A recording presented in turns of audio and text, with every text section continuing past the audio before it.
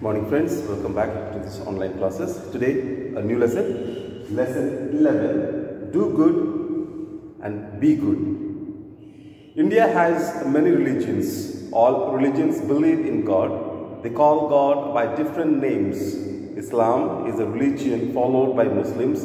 Prophet Muhammad is the founder of Islam. So we know that India, a country, is a religious country. There are many religions which is followed in our country, and every religion has got its own importance.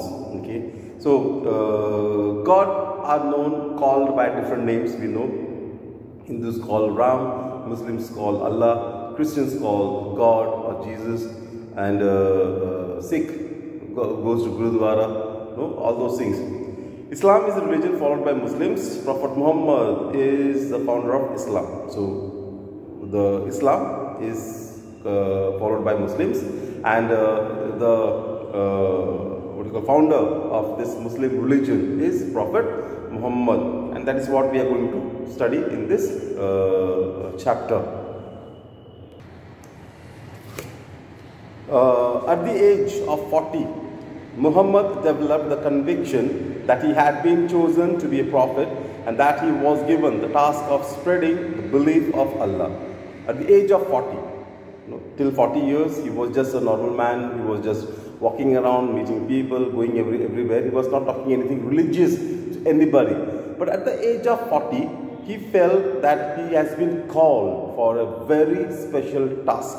Okay, he felt that, and he convinced that he was chosen to be a prophet, and that to give the spreading of the belief of Allah. He faced considerable opposition to his teachings through religious discussion, persuasion, military activity, and political negotiations. Prophet Muhammad became the most powerful leader in Arabia, and Islam was firmly established throughout the area. Initially, it was difficult for him. He could not, people were not able to understand what he's trying to tell or what he's teaching, because already they were following a religion. Now, a new religion, that also a little different, especially in the Arabian countries and all. So he was people are not ready to accept him. But slowly and slowly, he started having discussions with the different people, powerful people, everyone, and then he became a great leader in Arabian countries and all. And he established the Muslim religion in the Arabian region. The Quran is the holy book of Islam. It is believed that the holy book is dictated by angel Gabriel to Prophet Muhammad. Okay, it is said that the Holy Bible of Muslims is Quran, and it is said that the angel Gabriel had dictated. Angel Gabriel had told, she came and started speaking to him, and he started noting down whatever Angel Gabriel told, and that's the way the Quran came into being. The Holy Quran says, if you do good, you do good to yourselves. Likewise, if you do evil to yourselves.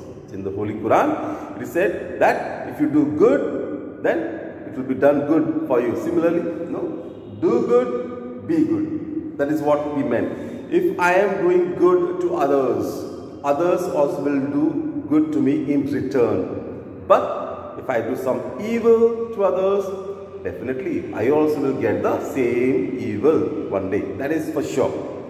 It is a law of nature that whatever action we take in this world, there is always a reaction. If we do good, we stand to gain a good reward.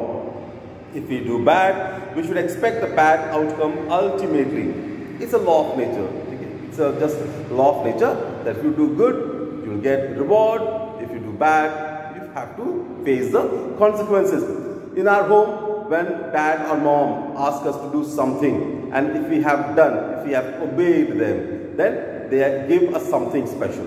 Okay, anything for that matter, something they give us some reward they would give. And if we don't listen to them and we don't do what they have said, then we get the punishment.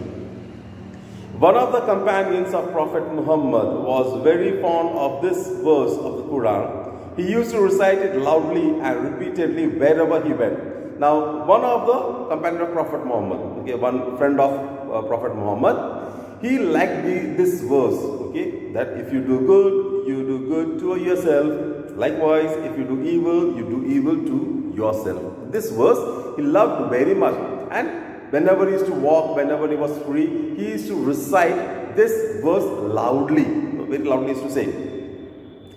A woman did not like the recitation of the verse. She wanted to prove the companion wrong and make him unpopular among the people. So she hatched a plot against him. She prepared some sweets mixed with poison and presented him as a gift. The companion had to go out of the city. He took the sweets with him. Now, a woman did not like this friend of Prophet Muhammad, that reciting every time is that do good. If you do good, you will get good to yourself. You do evil, you get evil to yourself. She did not love it. She did not like it. So she wanted to teach him a lesson. She wanted to make him wrong, prove him wrong, that it is not like that. So she planned a plot against him. She prepared some sweets with the poison and gifted him. Now at that time he was going somewhere. He was traveling to some place. So he took that sweet along with him and went. He took that sweet also and went for his journey. On the way, he met two men who appeared tired and hungry.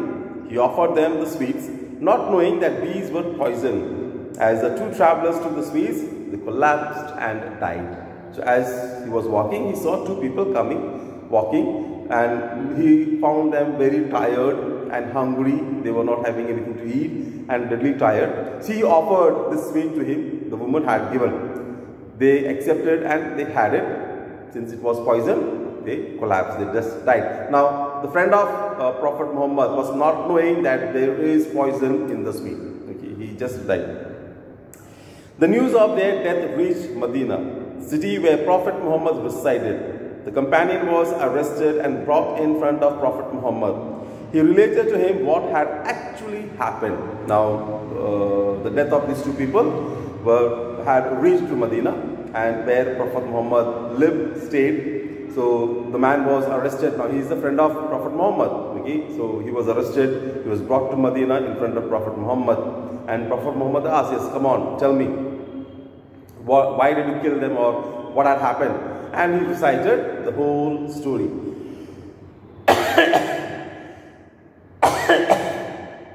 The woman who had mixed poison with the sweets was also brought to the court of Prophet Muhammad. She was stunned to see the two dead bodies of the travelers there. They, in fact, turned out to be her two sons who had gone away on a journey. So the woman also was called, since Prophet Muhammad's friend said everything openly, saying that the sweets were given by a woman who had given me, and I happened to give this. So the woman was called and asked, "Did you give?" The moment she came, she saw the dead body. She just started weeping, crying, yelling, because the two people were her sons. The young sons were lying dead there. They had gone for some work. They had gone for a journey, and on this way happened. She admitted her evil intention before Prophet Muhammad and all people who were present there. Alas, the poison she had mixed in the sweets to kill the companion of Prophet Muhammad had instantly killed her own two sons. So she accepted, yes, it is I who had done.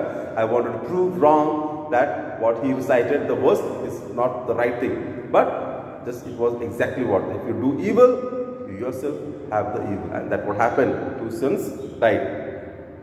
What a splendid example of a tragic reaction of a bad action.